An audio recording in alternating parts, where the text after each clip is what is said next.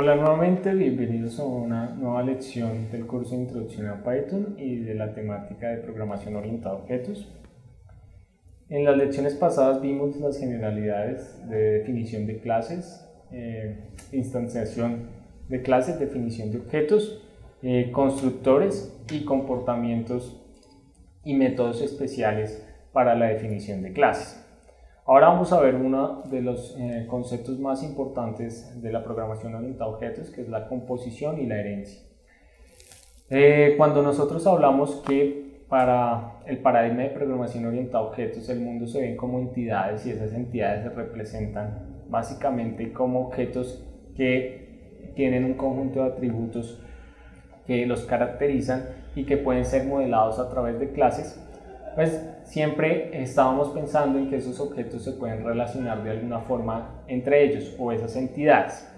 Los métodos o las estrategias, que permiten relacionar las clases en programación orientada a objetos son básicamente la composición y la herencia. Hay un conjunto adicional de conceptos, pero estos son los principales en programación orientada a objetos para relacionar clases y en el caso de la herencia, maximizar la reutilización de código cuando estamos desarrollando aplicaciones, pero eso lo vamos a ver paso a paso. Bueno, entonces lo primero que vamos a ver es composición, que es básicamente definir objetos dentro de objetos, es decir, que un objeto contenga otro. En el script PO herencia.py vamos a ver algunos ejemplos de composición. En la línea número 9 vamos a definir una clase que va a ser la clase canción. Lo que hace la clase canción es básicamente modelar la entidad canción. Vamos a definir un conjunto de atributos, título, que es el título de la canción, año, que es el año de la canción, y el compositor. ¿Listo? Entonces vamos a construir el constructor, definimos el método especial init, que va a recibir esos atributos de instancia, título, año y compositor. Y se los va a asignar al objeto cuando se esté inicializando. También vamos a definir el método string. Con el método string lo que vamos a hacer pues básicamente es imprimir la información relevante. Como les mencioné en lecciones pasadas, este método lo que espera, lo que devuelve es un string, una cadena de caracteres con la información relevante que quiero conocer acerca del objeto. En este caso solo vamos a imprimir el título y el compositor, ¿vale? Ahora vamos a definir una clase catálogo y esa clase catálogo modela un catálogo de canciones. Fíjense que en este caso un objeto de la clase catálogo se espera que tenga múltiples objetos de la clase canción, ¿sí? Entonces a eso hacemos referencia cuando estamos hablando de un objeto que contiene a otro objeto. Entonces vamos a definir para la clase catálogo, va a tener solo un atributo que es canciones, que va a ser una lista de canciones inicial que yo voy a poder modificar a través de los métodos agregar.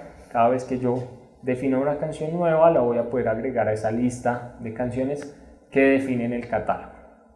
También tenemos un método que dentro de la clase catálogo que es mostrar, que lo que hace es básicamente recorrer la lista de canciones y como yo espero que cada uno de los elementos de esa lista sea un objeto de la clase canción, pues básicamente aquí estoy haciendo un print de un objeto P. Y como ya vimos en lecciones pasadas, esto es lo que va, el comportamiento cuando yo hago un print de un objeto es llamar automáticamente a la clase o al método especial string para recuperar la cadena de caracteres que representa al objeto en particular. Por lo tanto, lo que se está haciendo es imprimiendo el título y el compositor de cada una de las canciones que pertenecen al catálogo. Entonces, vamos a ver esto en acción. Entonces tenemos por un lado, vamos a definir dos objetos de la clase canción, C1 y C2. Va a tener diferentes canciones de diferentes compositores y construidas en diferentes años. Entonces definí dos canciones, C1 y C2, y ahora voy a definir un objeto de la clase catálogo y voy a inicializarlo con esas dos canciones. Como está especificado en la definición de mi catálogo, lo que debe recibir es una lista. En este caso va a recibir una lista de dos objetos, C1 y C2. ¿Listo?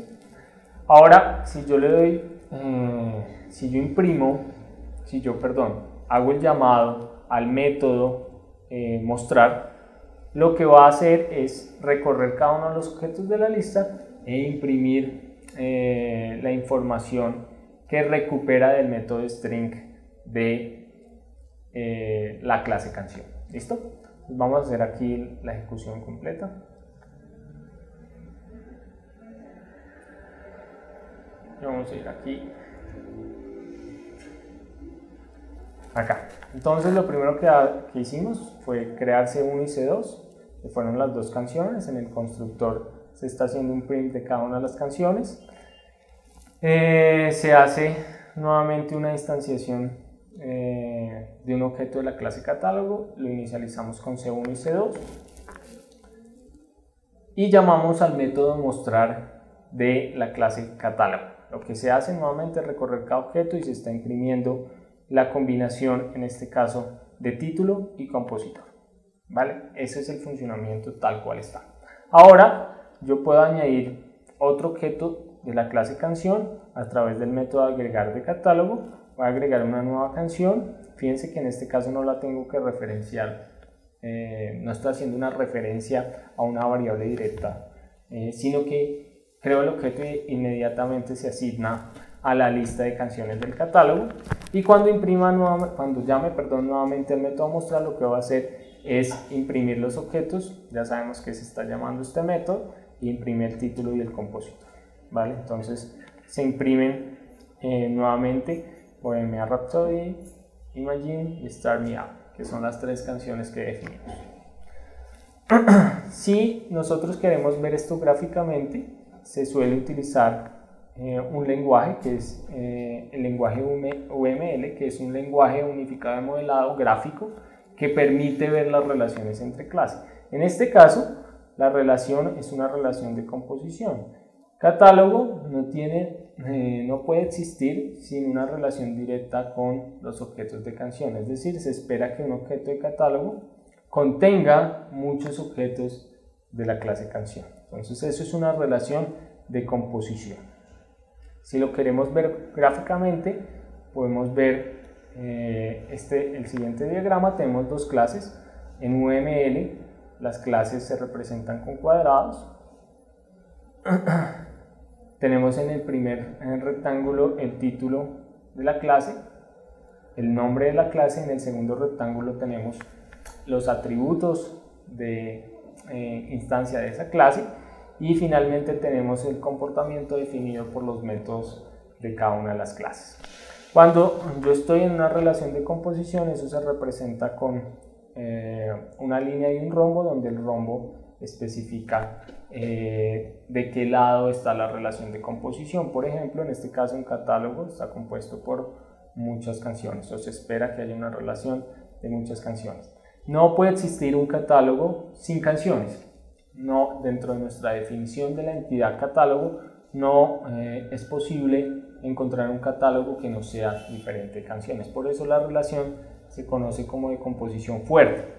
Cuando es una composición débil, se conoce con el nombre de agregación, y en ese caso, por ejemplo, la relación no se espera que sea tan directa, y digamos que el objeto que es en este caso del lado de la composición puede o no contener los elementos de la otra clase. ¿Listo? Entonces tenemos por un lado composición fuerte y por el otro tenemos composición débil o agregación.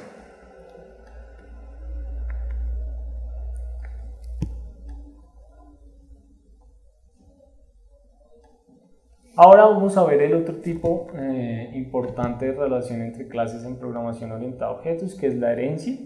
La herencia es la capacidad que tiene una clase de heredar los atributos y métodos de otra.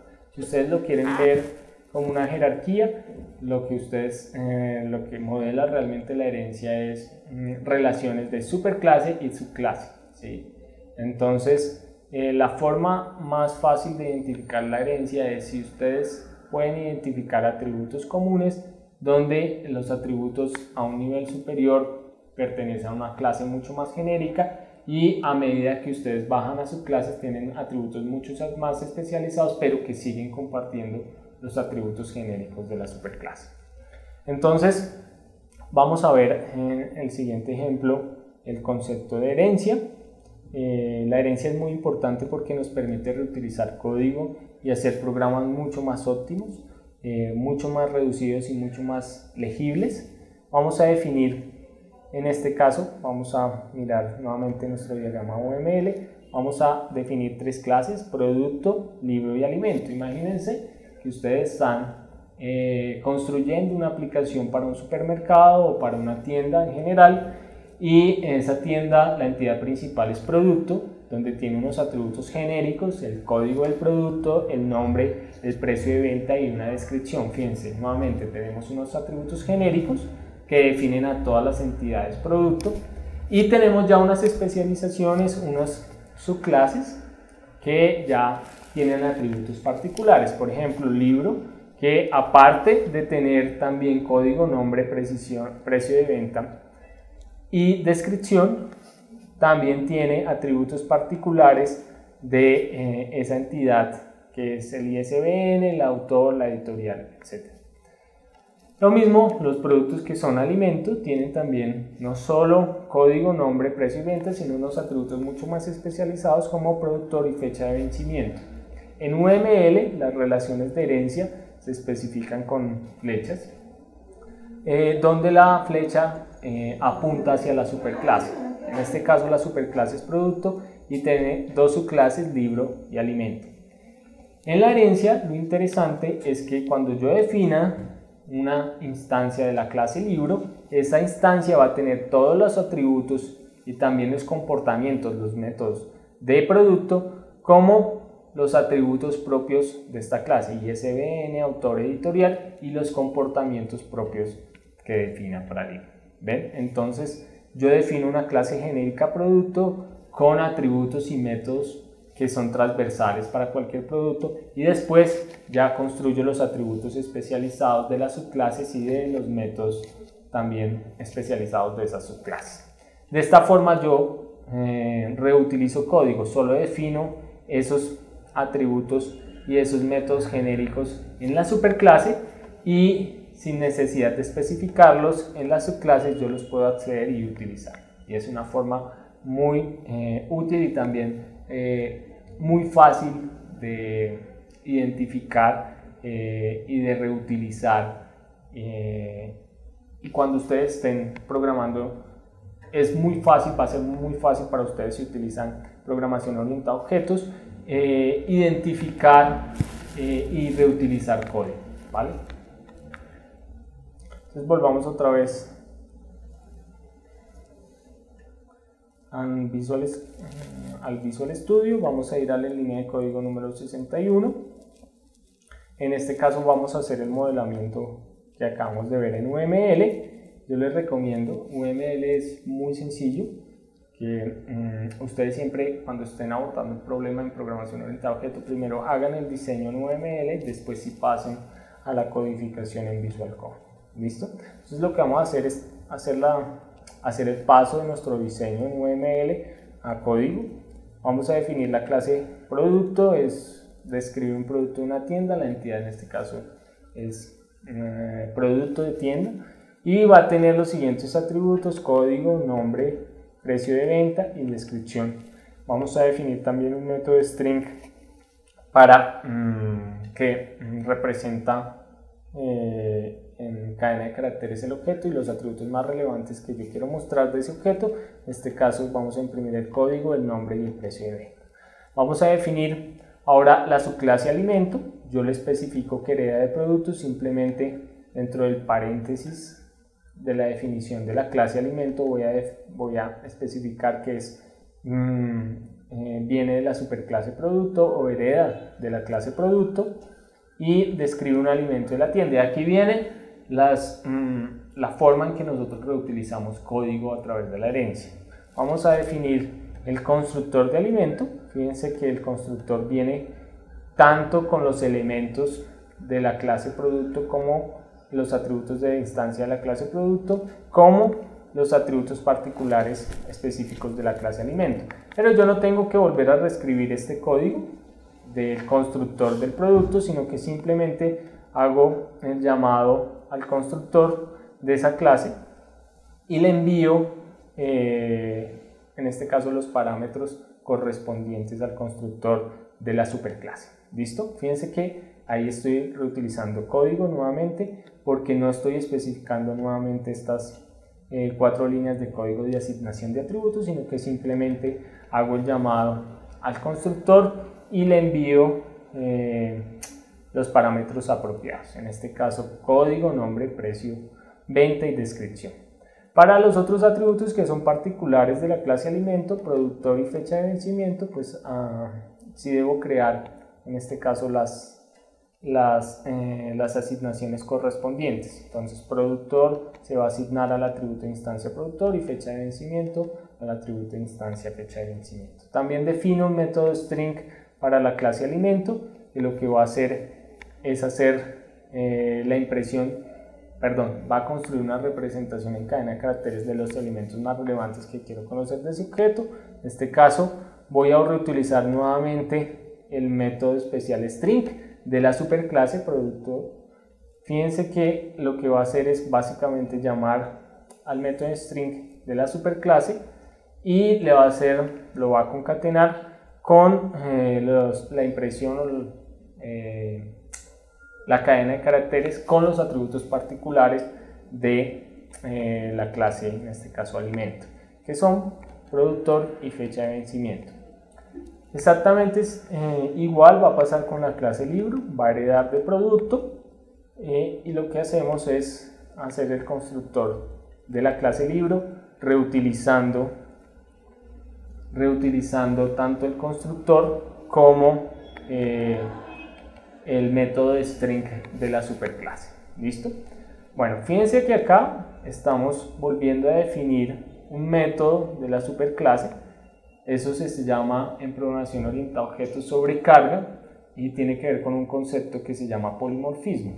En programación orientada a objetos yo puedo sobrecargar un método y redefinirlo en el scope de una subclase, modificando el comportamiento que tenía inicialmente en esa superclase. Por ejemplo, aquí yo tenía el método string, yo aquí lo estoy modificando, estoy sobrecargándolo, aunque lo estoy heredando ya del método, de la clase producto, estoy modificando su comportamiento, sobrecargándolo dentro de la clase alimento.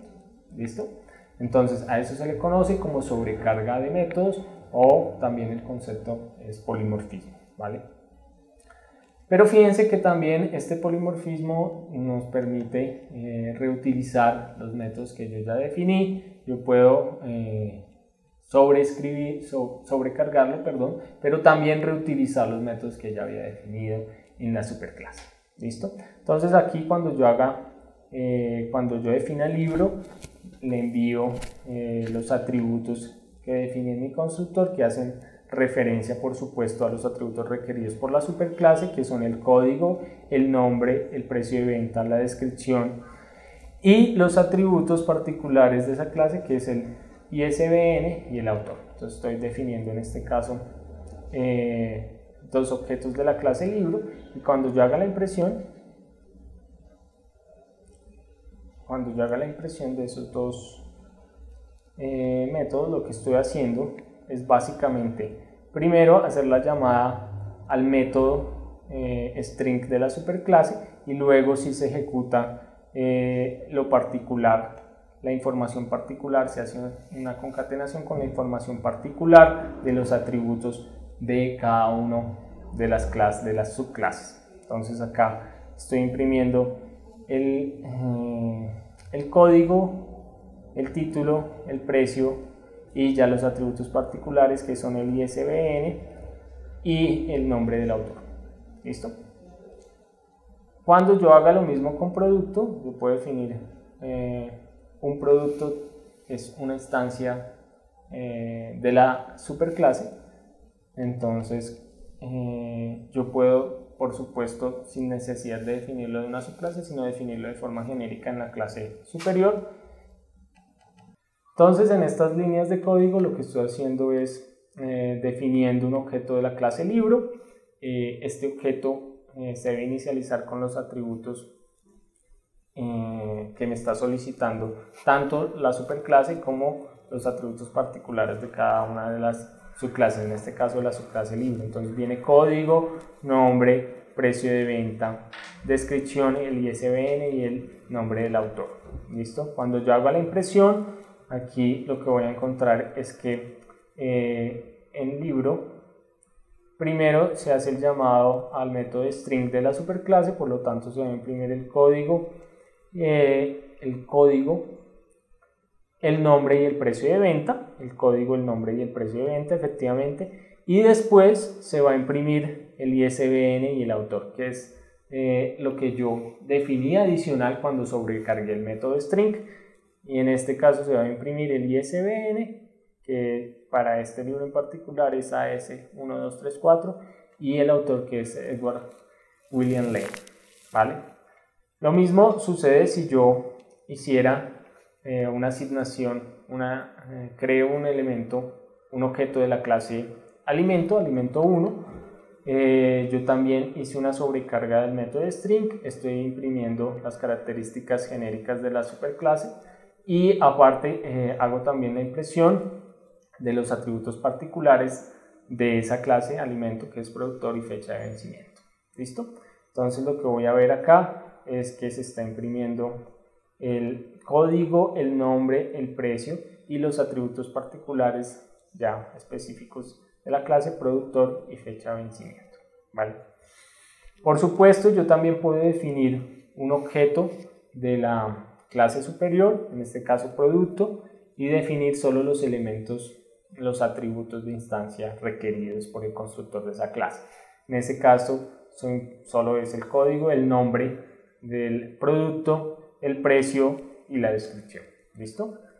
Y lo que ustedes van a ver aquí es pues que está llamando directamente al método string de producto, que en este caso ese método no es una sobrecarga de ningún otro porque ese es la clase de nivel superior, no hereda de ninguna otra. Bueno, con esto concluimos una lección más sobre programación orientada a objetos, y el tema particular fue composición y herencia. En la siguiente lección vamos a ver un método muy particular que nos ayuda a simplificar mucho la construcción y el llamado de métodos entre clases que heredan, que es el método super de Python. Entonces los espero en una próxima lección del curso Introducción a Python, tema programación orientada a objetos. Gracias.